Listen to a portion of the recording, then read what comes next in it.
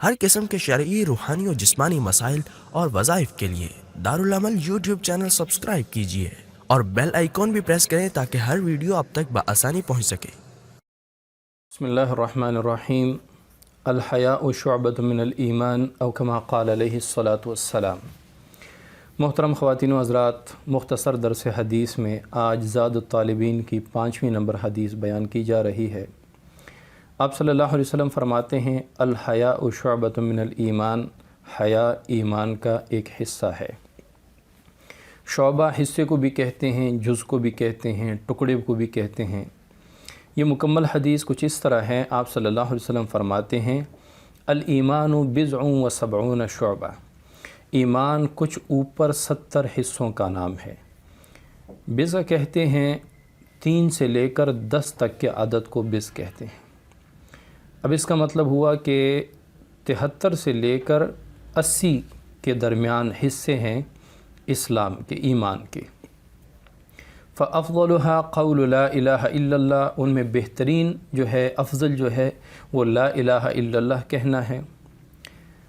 وَأَدْنَهَا إِمَاتَةُ الْأَذَىٰ عَنِ الطَّرِيقِ، اور اس میں جو ادنا درجہ ہے، شعبہ ہے،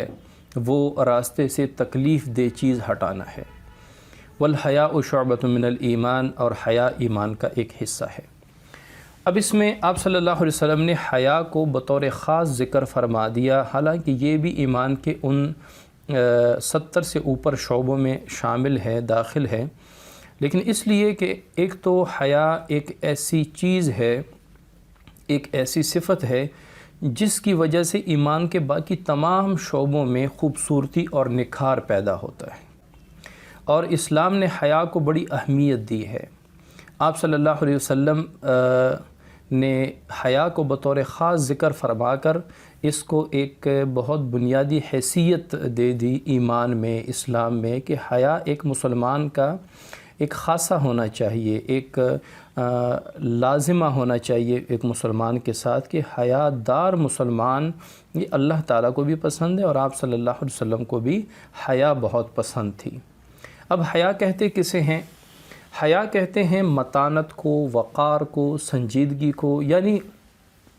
انسان کی شخصیت کو خوبصورت بنانے اور انسان کی شخصیت کو نکھارنے والی ایک صفت کا نام ہے حیا۔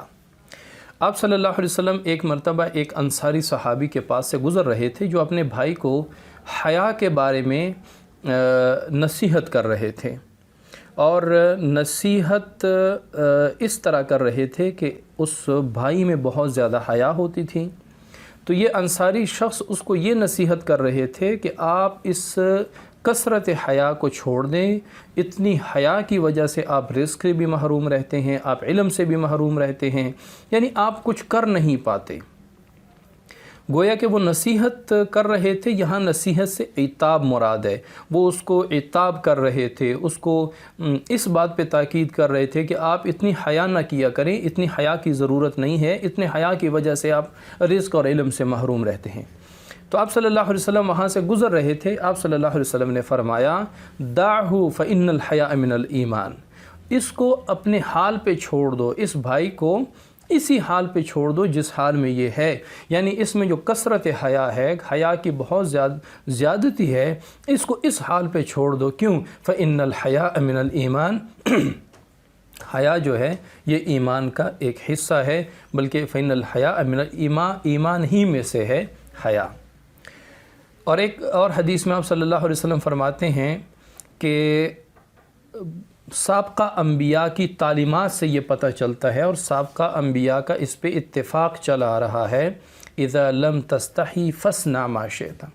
کہ جب تجھ سے حیا نکل جائے، حیا فوت ہو جائے، تو بے حیا ہو جائے، فاصنع ما شئت، پھر جو تو چاہے وہ کر،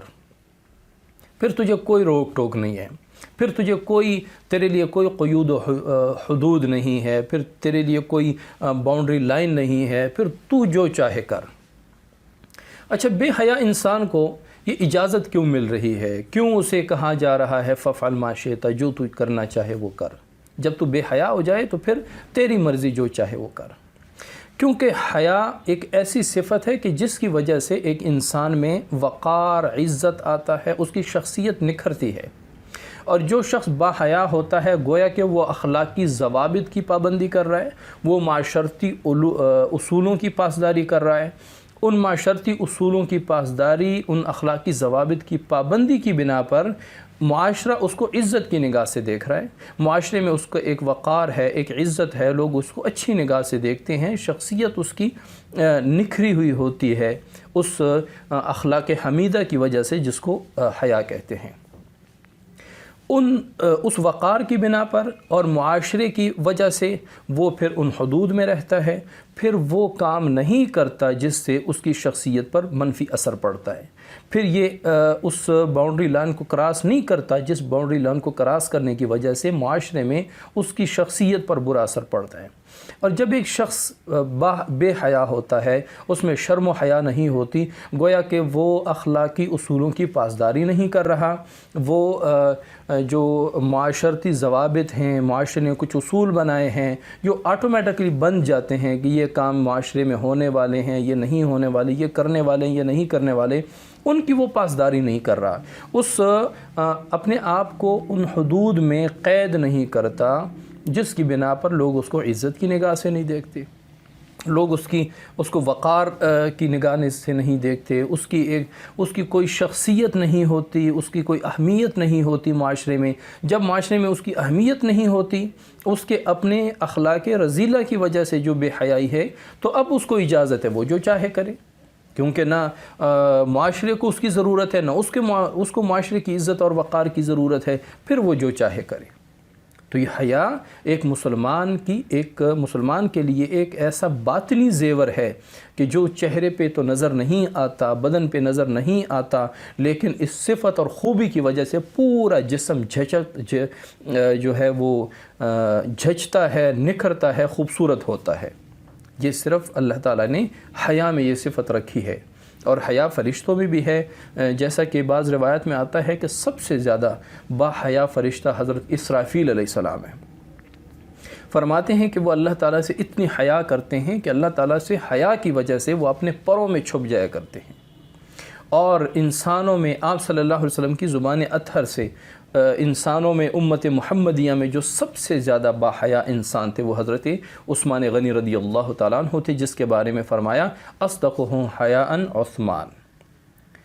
تو حیا تو آپ صلی اللہ علیہ وسلم کو پسند تھی، حیا فرشتوں کو پسند ہے، اور اس سے آگے حیا اللہ تعالیٰ کو پسند ہے۔ حضرت شعیب علیہ السلام نے اپنی بیٹی کو حضرت موسیٰ علیہ السلام کے پاس بھیجا کہ وہ آئیں، میں ان کو پانی نکالنے کا معاوضہ دوں۔ تو جس وقار کے ساتھ، جس حیا کے ساتھ، جس پردے کے ساتھ، جس سنجیدگی کے ساتھ، جس متانت کے ساتھ حضرت شعیب علیہ السلام کی بیٹی حضرت موسیٰ علیہ السلام کو بلانے کے لیے آ رہی تھی، ان کی وہ چال ڈھال اللہ تعالیٰ کو اتنی پسند آئی کہ ان کے وہ چلنے کو اللہ تعالیٰ نے قرآن میں ذکر فرما دیا، فَجَاءَتْهُ إِحْدَاهُمَا تَمْشِي عَلَى اسْتِحْيَاءٍ، ان میں سے ایک آئی تمشی، یعنی ان کی مشی کو بھی ذکر فرما دیا کہ چلتی ہوئی علی استحیاء، شرماتی ہوئی، یعنی حضرت شعیب علیہ السلام کی بیٹی شرماتی ہوئی حیا کے جامے میں، حیا کے خوبصورت صفت کے ساتھ وہ آ رہی تھی۔ تو حیا مسلمان کا ایک زیور ہے، با حیا انسان کو معاشرے میں بڑی عزت کی نگاہ سے دیکھا جاتا ہے۔